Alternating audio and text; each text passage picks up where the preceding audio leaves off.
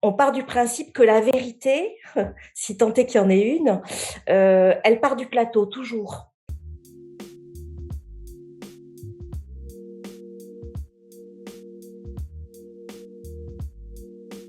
Bonjour, je suis Delphine Bintolila, je suis la porteuse du projet de Rachel, de Bail Collectif, que j'ai mis en scène, et dans laquelle je joue également le personnage d'Anna. Voilà.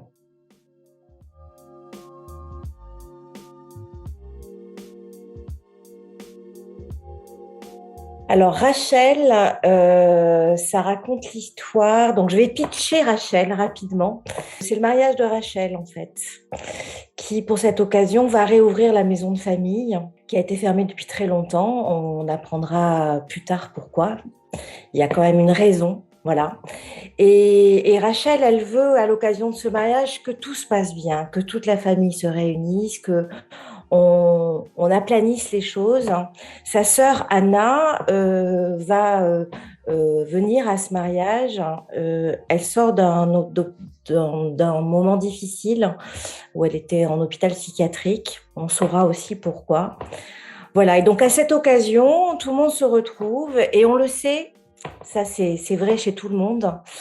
L'occasion des mariages, qui sont quand même des occasions plutôt festives, de bonheur, de joie, de se retrouver, eh bien souvent c'est là que les choses remontent, que les choses qui nous hantent remontent. Voilà.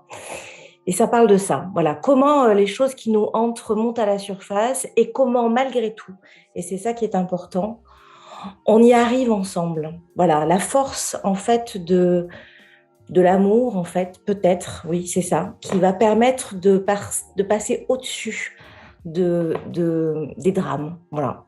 Oui, c'est ça, je crois.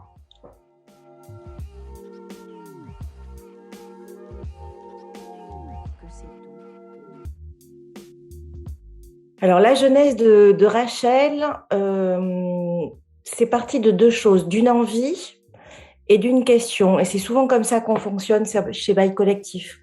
Donc, il y avait une envie de continuer à travailler sur le thème de la famille, puisque notre dernier spectacle, c'était Vania de Tchekhov.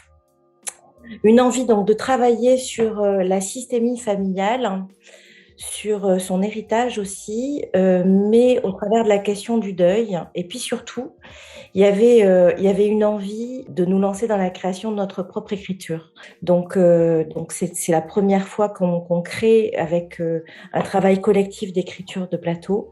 Et puis une question de départ qui était est-ce qu'on peut tout se pardonner? Voilà. Peut-on tout se pardonner? Alors, pardonner à l'autre, hein, mais se pardonner surtout à soi. Voilà. Alors, j'insiste sur le fait que c'était la question de départ parce que quand on est en écriture collective, on ne sait pas forcément où est-ce qu'on va. D'ailleurs, c'est tout l'intérêt de la recherche collective ensemble. En revanche, ce qui est sûr, c'est qu'on est sûr de la question qu'on se pose au départ et on est sûr de l'envie commune. Voilà. Le collectif, on travaille toujours comme ça. Donc, il y a un porteur de projet qui est quand même l'œil, hein, celui qui va donner la direction. Mais souvent, le porteur de projet joue aussi hein, dans la pièce. Hein. Donc, il y a quand même une envie d'être au plateau. On part du principe que la vérité, si tant est qu'il y en ait une, elle part du plateau, toujours. Là, du coup, comment on a fait? On a tout enregistré. On a travaillé beaucoup sur des improvisations préparées en amont. C'est-à-dire que ça partait pas comme ça. Il y avait quand même une volonté de travailler sur une dramaturgie commune, voilà, qui était peut-être travaillée un petit peu en amont. Et puis, on faisait des improvisations qu'on enregistrait. Et derrière ça, je retravaillais avec une autre personne sur la dramaturgie. L'idée, ce qu'on voulait éviter, c'est que ça fasse un peu trop auberge espagnole, ce qui est souvent un peu, enfin, ce qui est le risque, en tout cas, d'une écriture collective où on voit que ben, tout le monde y a mis sa petite sauce et c'est souvent le danger. Donc, nous, on voulait éviter ça. Et on s'est mis d'accord pour qu'il voilà, il y a un porteur de projet qui, quand même, au travers de toutes les propositions et de cette vérité-là qui vient du plateau, serait quand même capable de donner une ligne et de travailler sur la dramaturgie. Et c'est comme ça qu'on a créé notre méthode à nous, qu'on a expérimentée et dans laquelle on s'est bien régalé. En tout cas, oui, c'était une belle aventure de travailler cette écriture-là comme ça. Ouais.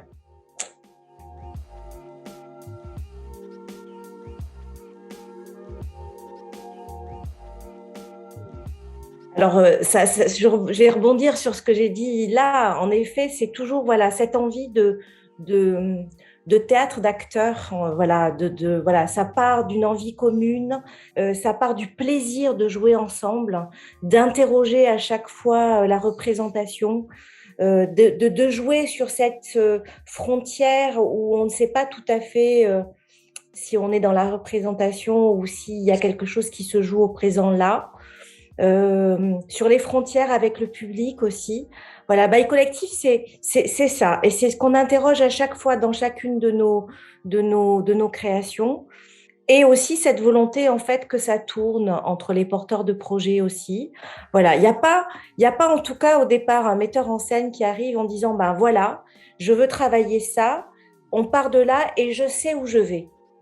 Ce qui est souvent le cas d'ailleurs, et c'est très bien avec voilà, une espèce de cadre posé. Alors nous, on pose un cadre au départ qui est une envie commune, une question, mais après, il y a quand même quelque chose qui s'expérimente au plateau et on ne sait pas forcément où est-ce qu'on va aller et on sait pas où ça va nous mener. Et c'est ça qui nous excite en fait, c'est ça qui nous plaît. Voilà. On ne sait pas où ça va nous mener, mais ça nous mène quelque part. C'est-à-dire que au moment où on présente la pièce, on sait où on va, hein. Voilà.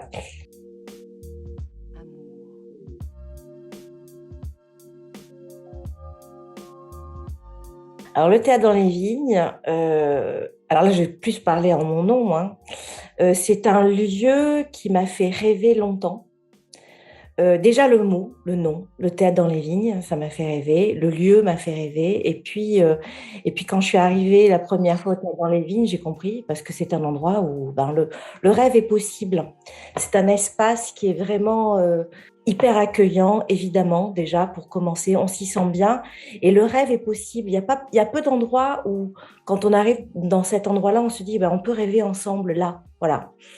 Et, et, et c'est la base de la création, je pense. Donc oui, c'est pour moi, c'est un endroit de rêve, rêver et qui rend le rêve possible. Voilà, le rêve.